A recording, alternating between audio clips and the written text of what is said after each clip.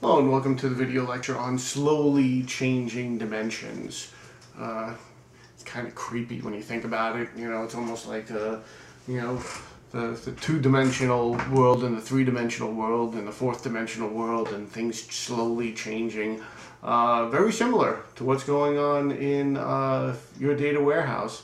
I alluded to this when I talked about the span of time associated with how long a data warehouse exists, the duration of the database, and that's basically directly associated with these slowly changing dimensions. Your dimensions are going to change. Hopefully not necessarily your time dimension. Hopefully you've designed that properly from the beginning. That can change. But information about your stores and about their managers and about your products, all of these things change. So as your dimensions change, you still need to maintain a knowledge of the past. What were these things? When did the change happen?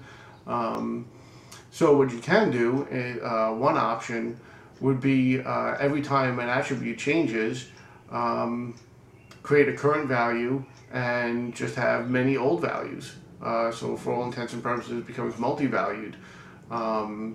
And you can do that in a manner of a bunch of different ways. But you can imagine that is denormalized at that point, very denormalized at that point, and can become very confusing. A better option, as the author points out, is creating a new dimension table for each, a new dimension table row each time the dimension object changes. That has old dimension characteristics at the time of the change.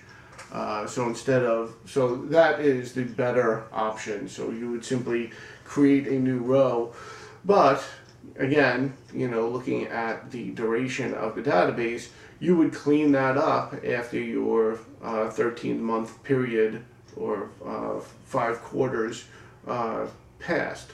So this way, your data warehouse would take into consideration just the new change, and hopefully, so this way you don't have a data warehouse that's just full of changes that happened over the past 15 years. Each time you redesign your data warehouse, you simply ignore the changes from the past because they don't reflect the current data.